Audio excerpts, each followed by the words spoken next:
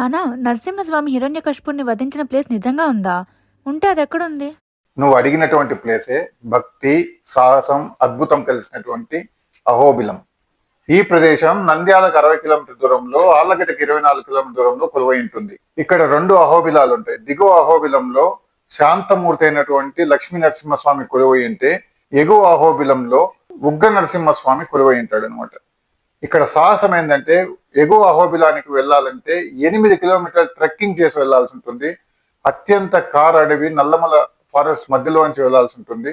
అద్భుతమైనటువంటి నేచర్ మధ్యలో ప్రయాణం అత్యంత అద్భుతంగా, సాహసోపేతంగా ఉంటుంది. అహోబిలం సమీపంలోనే మొత్తం నవ నారసింహ రూపాలు ఉంటాయి. అంటే 9 రూపాల్లో నరసింహస్వామి కొలువై ఉంటాడు.